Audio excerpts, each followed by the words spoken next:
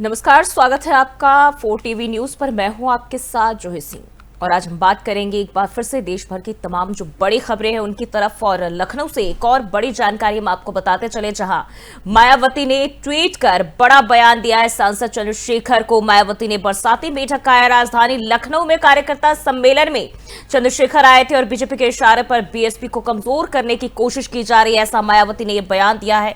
तो एक बार फिर इस बयान ने राजनीतिक हलकों में जो है गर्माहट शुरू कर दी है और मायावती ने ट्वीट कर यह बड़ा बयान दिया है। और उत्तर प्रदेश के राजनीतिक गलियारों में एक बार फिर मायावती और सांसद चंद्रशेखर के बीच जो तकरार है वो छिड़ गई है। मायावती ने चंद्रशेखर को बरसाती मेढक कहकर निशाना साधा। हालांकि उन्होंने कोई नाम नहीं लिया, लेकिन ये बात साफ है कि उनका इशारा चंद्रशेखर की तरफ ही था, जिन्होंने हाल ही में लखनऊ में बहुजन और मुसलमानों से एकजुट होने की अपील की थी। मायावती ने आरोप लगाया कि कुछ लोग बीजेपी के और समाजवादी पार्टी और कांग्रेस के इशारे पर बहुजन समाज की जो एकता है इसे कमजोर करने की कोशिश कर रहे हैं।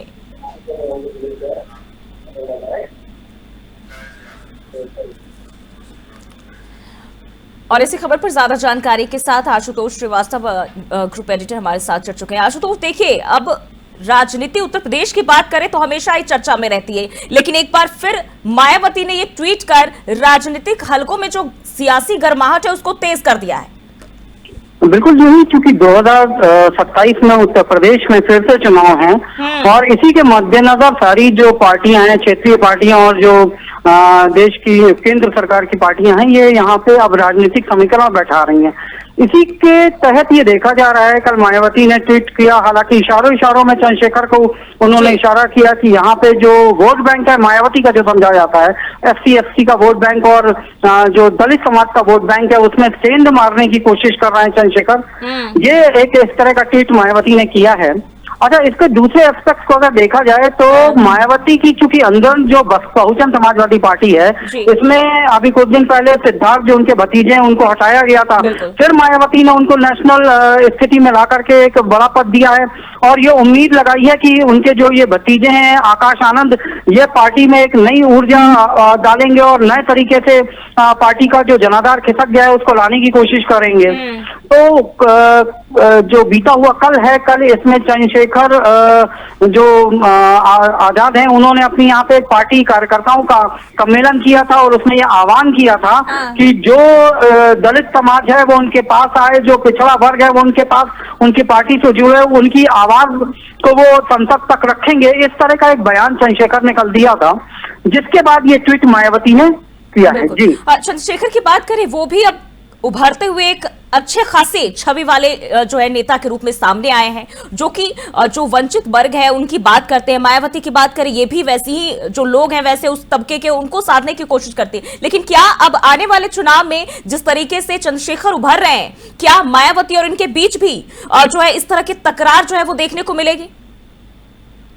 बिल्कुल जी, अगर बात की जाए चंद्रशेखर आजाद पार्टी के जो वोट बैंक है, वो कहीं ना कहीं वोट बैंक मायावती की जो पार्टी है बसपा, उन्हीं का है। और वो उसको टारगेट भी करते हैं, उसी वर्ग को वो अपना नेता बताते हैं, उसी वर्ग की बात वो हर राजनीतिक मंच पे करते हैं। तो उनका जो रावण, चंद्रशेखर का अलायस रावण उनका निकनेम के साथ उनको बोला जाता है। तो उनका ये वर्णन है कि जो हमारा दलित समाज है वो मेरे पास आए, मैं उनकी बात रखूंगा। जो शोषित समाज, वो उसको कहते हैं दलित शोषित समाज। अल्पसंख्यक को भी वो कहते हैं कि मैं आपकी बात रखूंगा राजनीतिक मंच पर और संसद में, लोक भवन में विधायक जो विधायिका है उसमें। तो एक तरीके से सीधे ही उनके वोट बैंक में सेंध मारने की बात करते हैं। बिल्कुल, अगर हम बात करते हैं तो चंद्रशेखर एक तरफ जो बयान देते हैं वो सरकार के खिलाफ होती है, अन्य पार्टियों के खिलाफ होती है, वो अपनी बात रखने का काम करते हैं। लेकिन यहां जब मायावती ने बोला है तो नाम तो उन्होंने नहीं लिया है, लेकिन जो कयास लगाए जा रहे हैं वो खुलकर हर कोई कह रहा है कि उन्हीं को लेकर है। और ट्वीट कहीं ना कहीं वो दर्शाता भी है। वो कह रही है कि बीजेपी, समाजवादी पार्टी और कांग्रेस के सारे पर जो है जो हमारे बहुजन समाज की जो एकता है इसे तोड़ने की कोशिश, इसे कैसे देखा जाए? बिल्कुल, अगर पॉलिटिकल सिनेरियो में इसको देखा जाए तो मायावती का ये बंद शब्दों में कहना कि जो चंद्रशेखर हैं वो भाजपा और कांग्रेस और सपा से मिलकर के इस पार्टी को स्टैंड कर रहे थे। कहीं ना कहीं एक तरीके से चंद्रशेखर के लिए प्लस पॉइंट भी है और इनकी कहीं ना कहीं दूरगामी अगर इसको देखा जाए तो मायावती को अंदेशा है कि कहीं ना कहीं चंद्रशेखर उनके वोट बैंक को, उनकी पार्टी को नुकसान पहुंचा सकते हैं। इस बात से वो अपने समर्थकों को अलर्ट कर रही हैं, अपने वोट बैंक को मजबूत कर रही हैं। दूसरी तरफ अगर चूंकि चंद्रशेखर रावण हमेशा बात करते हैं अपने दलित और शोषित समाज के साथ अन्याय की, वो हर बार अपने राजनीतिक मंच में जब बात करते हैं तो वो हमेशा कहते हैं कि समाज के साथ अन्याय हो रहा है, इसको दबाया जा रहा है, इसका जो लाभ मिलना चाहिए आरक्षण का वो नहीं मिल रहा है, और यही मुद्दे मायावती भी उठाती हैं। तो ये कहीं ना कहीं उनकी बिल्कुल अंदेशा है, उनका कहीं सोच है कि रावण उनकी जो चंद्रशेखर है उनकी पार्टी को डैमेज करने की स्थिति में आ गए हैं। जी ठीक है, यानी कि अभी भी जो हलचल है वो तेजी और कहीं ना कहीं यहाँ से जो सियासी पारा है वो बढ़ना ही शुरू होगा। बहुत बहुत शुक्रिया आपका जानकारी साझा करने के लिए। तो अब देखिए उत्तर प्रदेश के सियासत में एक बार फिर गहमा गहमी, और मायावती ने चंद्रशेखर को लेकर ये बड़ा बयान अपने सोशल मीडिया अकाउंट एक्स पर पोस्ट किया है।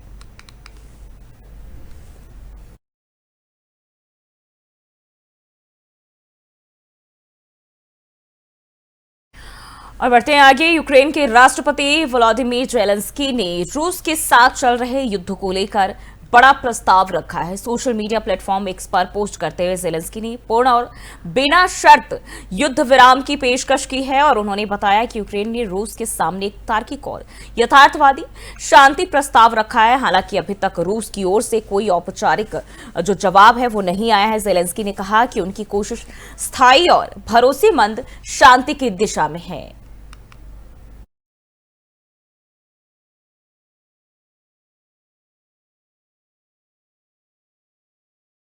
और लंदन दौरे पर पहुंचे बीजेपी सांसद रविशंकर प्रसाद ने पाकिस्तान को लेकर तीखा हमला बोला है, जिसमें उन्होंने कहा कि मोहम्मद अली जिन्ना जिन्होंने पाकिस्तान को बनाया वो आज जंजलों की दुकान बनकर रह गया है। तो आपको बताते चले ये बड़ा बयान बीजेपी की तरफ से, बीजेपी सांसद की तरफ से जो डेलीगेशन अलग अलग देशों पर भारत का पक्ष रखने पहुंचा है। वहीं अब लंदन में जो है बीजेपी सांसद रविशंकर प्रसाद ने यह बड़ा बयान दिया है कि मोहम्मद अली जिन्ना जिसने पाकिस्तान को बनाया वो आज जंजलों की दुकान बनकर रह गया है, यानी कि जो जनरल है वही आज देश चला रहे हैं। रविशंकर प्रसाद ने साफ तौर पर कहा कि पाकिस्तान में लोकतंत्र बिल्कुल भी नहीं है, वहां सेना का शासन चलता है। और उन्होंने ये भी कहा कि जो असीम मुनीर चुनावी मैदान में हार गए अब उन्हें फील्ड मार्शल बना दिया गया है। यहां यानी कि साफ तौर पर उन्होंने कहा कि जो हार रहे हैं उन्हें भी जो पदोन्नति है उनकी पाकिस्तान में बढ़ाई जा रही है, यानी कि सेना ही देश को कंट्रोल कर रही है।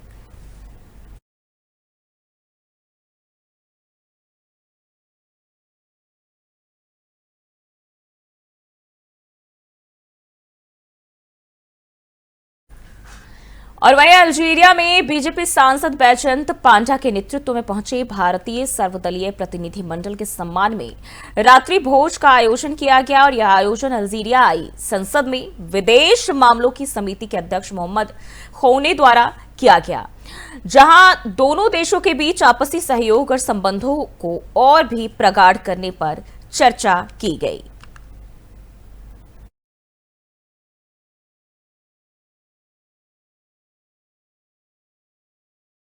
बढ़ते आगे। लंदन में शिवसेना युवती सांसद प्रियंका चतुर्वेदी ने पाकिस्तान पर तीखा हमला बोला, और उन्होंने कहा कि जब भारत ने G20 की सफल अध्यक्षता की वहीं पाकिस्तान दुनिया के शीर्ष 20 आतंकवादियों की मेजबानी करता है। तो ये बड़ा बयान दिया गया है प्रियंका चतुर्वेदी की तरफ से, और कहा कि भारत G20 की अध्यक्षता कर रहा है लेकिन पाकिस्तान दुनिया के 20 आतंकवादियों की मेजबानी करता है। और उन्होंने पाकिस्तान की नीति को आतंक समर्थक बताया और कहा कि ये उनका रवैया जो है वो घोषित रवैया बन चुका है।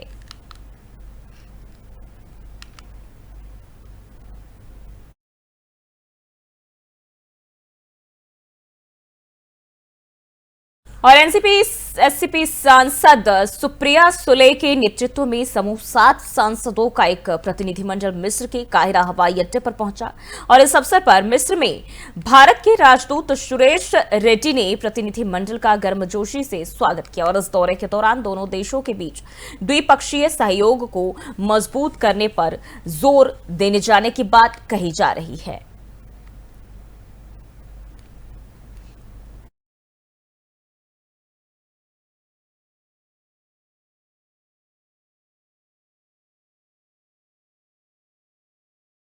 बढ़ते आगे, भोपाल से खबर सामने आ रही जहां बीजेपी सांसद ने जिम ट्रेनर्स को लेकर बड़ा विवादित बयान दे दिया है। मुस्लिम ट्रेनर्स वाले जिम की सूची तैयार करने की बात कही है। महिलाओं के लिए महिला ट्रेनर होने की वकालत की है। लव जिहाद और जमीन जिहाद को लेकर भी जो है बयान दिया है। तो भोपाल से भाजपा सांसद आलोक शर्मा का एक बयान सामने आया है जिसमें उन्होंने शहर के जिम को लेकर विवाद खड़ा कर दिया और उन्होंने कहा कि ऐसे जो जिम है इनकी सूची बनाई जाए जहां मुस्लिम ट्रेनर काम कर रहे हैं और महिलाओं को महिला ट्रेनर ही मिलनी चाहिए। उन्होंने कहा है कि यह सूची जल्द ही पुलिस को दी जाएगी और लव जिहाद के साथ जमीन जिहाद किसी भी सूरत में नहीं चलने दिया जाएगा। आलोक शर्मा ने साफ तौर पर कहा कि कानून अपना काम करेगा और इन मामलों में सख्त कार्रवाई भी होगी।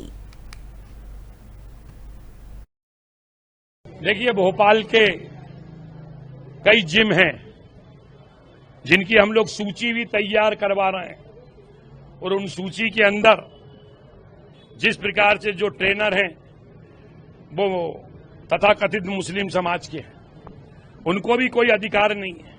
अगर कोई जिम है तो वहां पे बहनों को भी ट्रेनर होना चाहिए, उसकी भी सूची बना रहे हैं। इंदौर ने ठीक निर्णय किया है। आने वाले समय के अंदर इसको हम पूरी सूची को और पुलिस को सौंपने वाले हैं।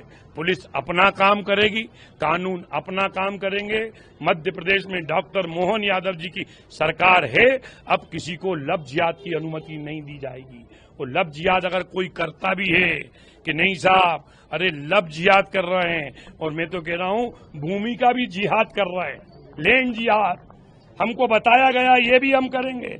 अब ये और वहीं उत्तर प्रदेश के सहारनपुर जिले में गंगोह पुलिस ने मिलावटी घी और पनीर बनाने वाली फैक्ट्री पर बड़ी कार्रवाई की है जिसका भंडाफोड़ किया है पुलिस ने। और थाना गंगोह क्षेत्र के गांव सरकड़ में चल रही इस फैक्ट्री में पुलिस ने 14 क्विंटल नकली घी, 60 किलो नकली पनीर और 4 क्विंटल क्रीम, 4 बोरे मिल्क पाउडर और 5 ड्रम केमिकल बरामद किए हैं।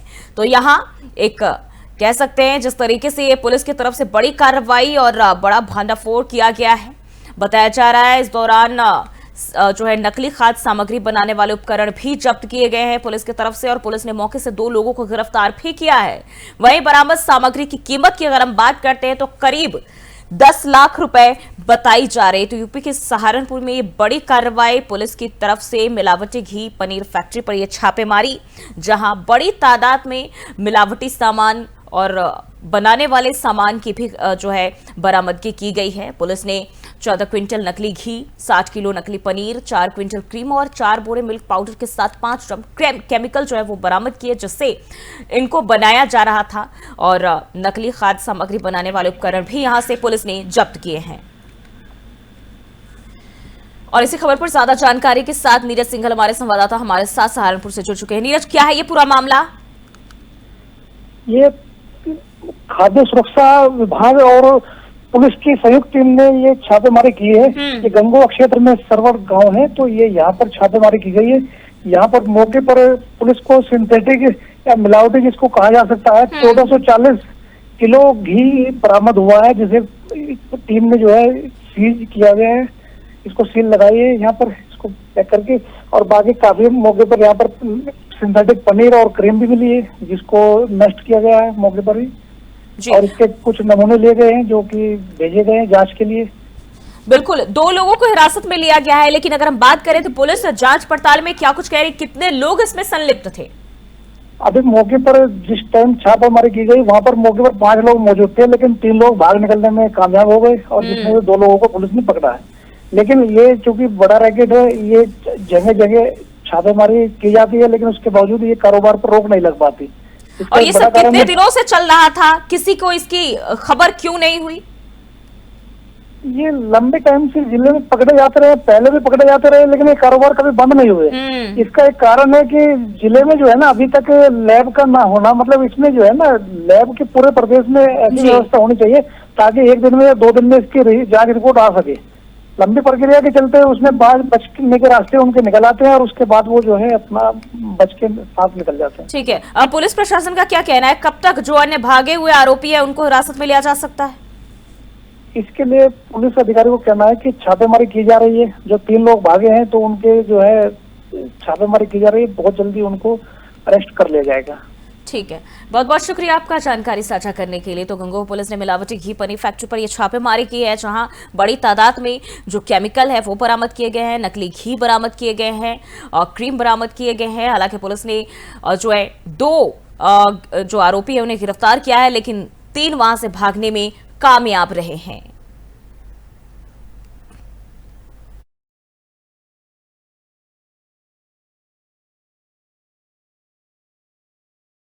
और वहीं बढ़ते आगे बुलंदशहर से खबर सामने आ रही, जहां बीजेपी विधायक ने अपनी ही सरकार पर सवाल उठाए हैं। बिजली कटौती पर विधायक ने जो है सरकार पर उंगली उठाई और प्रमुख सचिव ऊर्जा को पत्र लिखकर अपनी जो है कहानी बताई है, क्या कुछ वहां चल रहा है, तमाम चीजों से अवगत कराया है। अफसरों पर भी फोन ना उठाने का उन्होंने आरोप लगाया। तो बुलंदशहर में बिजली कटौती को लेकर बीजेपी के अपने ही विधायक लक्ष्मीराज सिंह ने सरकार की कार्यप्रणाली पर सवाल खड़े कर दिए हैं। सिकंदराबाद विधानसभा से विधायक लक्ष्मीराज सिंह ने प्रमुख सचिव ऊर्जा को पत्र लिखकर बिजली आपूर्ति को दयनीय बताया है, जिसमें उन्होंने कहा है कि पिछले 15 दिनों से क्षेत्र में बिजली नहीं आ रही है, जिससे ट्यूबवेल भी बंद पड़े हैं और किसानों को इसके चलते काफी मुश्किल हो रही है, मशक्कत करनी पड़ रही है। और यही वजह है कि उनमें बेहद आक्रोश भी देखा जा रहा है। और इसके साथ ही पावर कॉर्पोरेशन के अधिकारियों पर फोन न उठाने का आरोप लगाते हुए उन्होंने बिजली व्यवस्था में तत्काल सुधार की मांग की है। बताते चले कि बुलंदशहर के सिकंदराबाद विधानसभा क्षेत्र से बीजेपी विधायक है लक्ष्मीराज सिंह, जिन्होंने ये सवाल सरकार पर ही खड़े किए हैं बिजली को लेकर।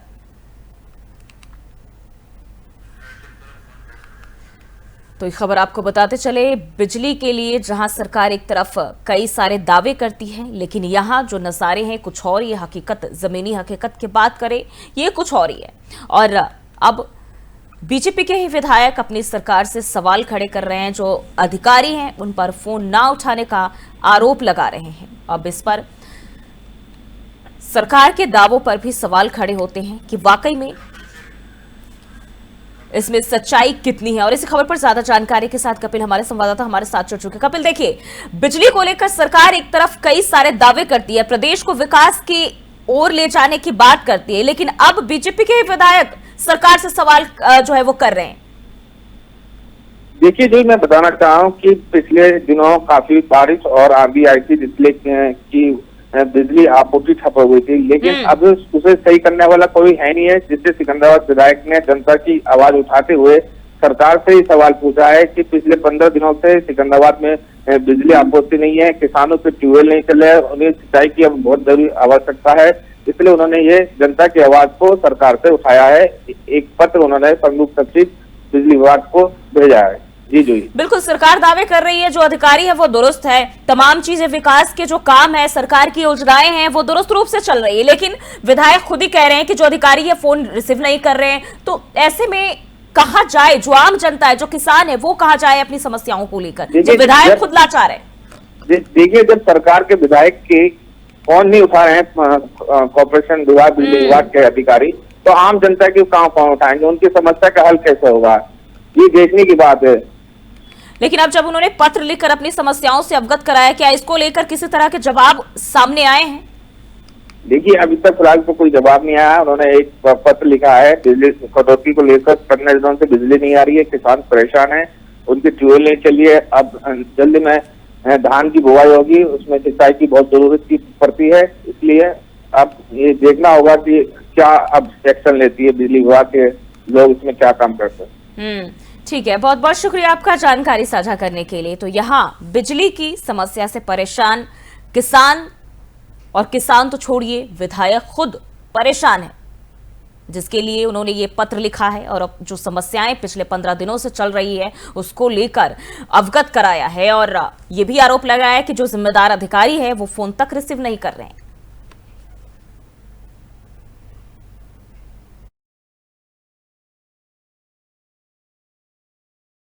बढ़ते आगे, मुंबई के लोकमान्य तिलक टर्मिनल स्टेशन पर उस वक्त बड़ा हादसा टल गया जब गरीब रथ एक्सप्रेस में चढ़ने की कोशिश कर रहा एक यात्री फिसलकर प्लेटफॉर्म और ट्रेन के बीच गिर पड़ा।